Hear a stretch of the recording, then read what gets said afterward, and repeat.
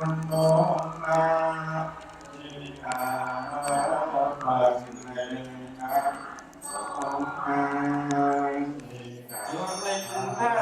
Hoàng trọng sơn Phật chân quảng đường và sanh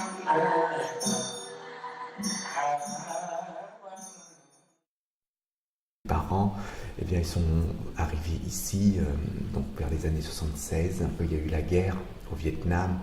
Puis pour ceux qui ont travaillé pour la colonie française, eh bien, suite, on va dire, au régime communiste, donc qui a pris le dessus vers les années 75, eh bien, il y a toutes ces personnes-là ont été rapatriées donc en France, où mon papa, qui est le fondateur de ce temple, a voulu réunir le maximum en fait de réfugiés. Et comme à la base ils sont d'origine bouddhiste, mon grand-père aussi, donc on a mis en place tout simplement une communauté tout d'abord pour réunir ceux qui étaient dans la même situation, ceux qui ont fui donc le communisme. C'était nouveau, le pays était nouveau, même dans tout le système, toutes les lois, les règles étaient nouvelles, donc on a mis un peu de temps pour créer cette association. Donc elle a été mise en place en 1981. Jusqu'à 82, on avait loué une maison donc à Villeurbanne, rue des Fontanières, donc pour célébrer donc des événements, pour continuer la pratique à travers les cérémonies, les rituels. Donc le voisinage n'était pas très content de nous voir, et donc ils n'acceptaient pas tout simplement qu'on soit là, qu'on fasse nos cérémonies. Donc il y a eu beaucoup de problèmes de voisinage. On a reçu des seaux d'eau bouillante lors des cérémonies, donc c'était un petit peu violent. Donc c'est à ce moment-là où on a dit il faut chercher un autre lieu. Donc on a trouvé donc, à la colline de la Gravière, donc à Sainte-Foy, avec plusieurs épisodes derrière. C'est au niveau en fait, de l'orientation. Donc, il y a eu des mauvaises orientations au départ. On a dû casser les orientations, reconstruire la porte d'entrée, par exemple. Avant, c'était de ce côté la porte d'entrée. Et maintenant, c'était de ce côté. Donc, on voit que c'est suite aux études d'orientation énergétique en fait, du lieu. Le gros obstacle, c'est l'incendie en 2006. Ici,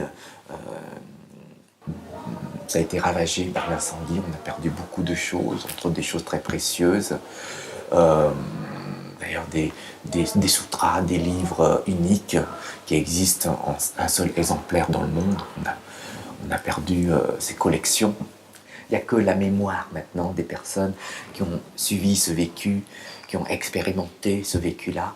Eh bien, ils ont gardé en eux encore ces archives, ces images-là de l'histoire en fait du temple. C'est vrai que quand j'étais très jeune, souvent j'allais ici, j'écoutais mon papa en fait raconter le passé en fait du temple. Mais bon, je pense que j'ai pas suffisamment consacré mon temps pour écouter son histoire,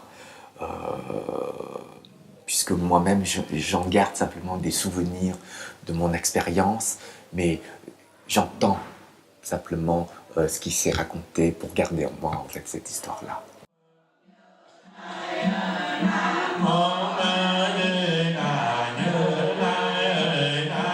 Donc on a dû trouver un moine bouddhiste donc,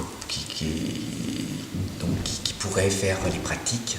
Donc c'était un moine jeune qu'on a trouvé dans la région.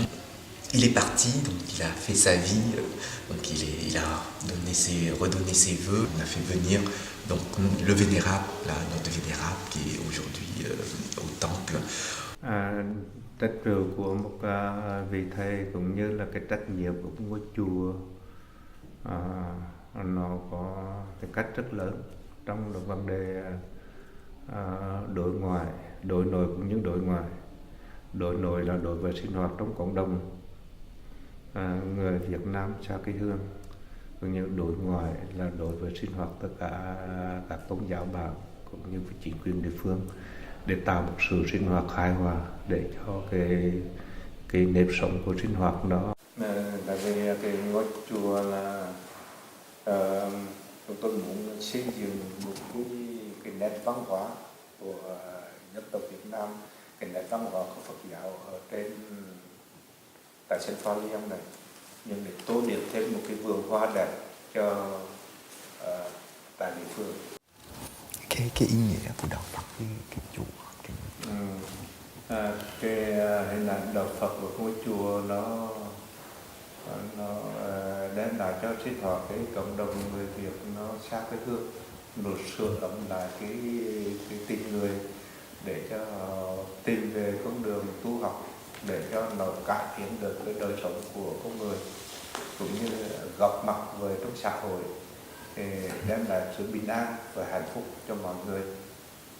Vous verrez que maintenant, le temple n'est pas orienté uniquement pour la communauté vietnamienne, mais il est aussi orienté vers donc les Occidentaux, l'Occident, puisque actuellement ils sont à la recherche de réponses à certaines questions existentielles de leur vie. Donc ils voient que le bouddhisme peut leur apporter ces réponses.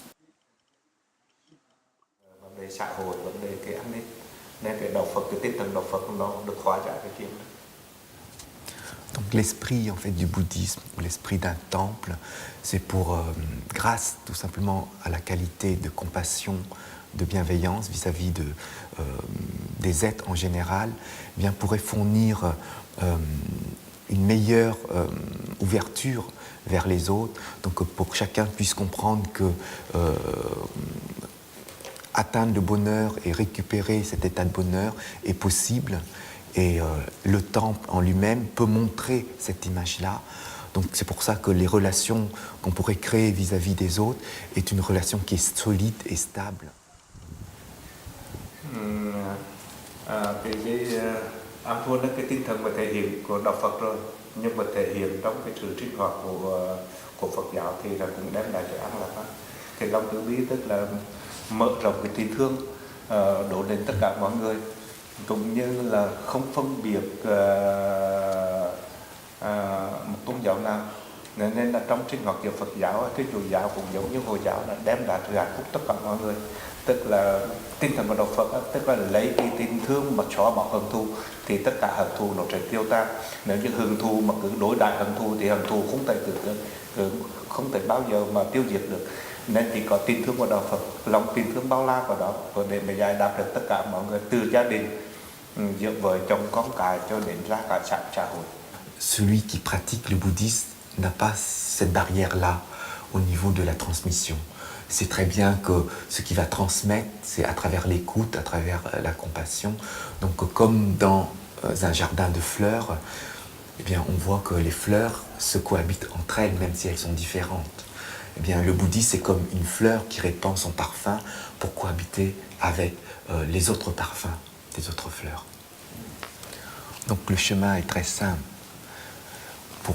Pour suivre le chemin en fait, de l'éveil, il faut suivre les enseignements qui mènent à l'éveil. Le Bouddha nous a montré un chemin avec les moyens nécessaires pour suivre ce chemin-là.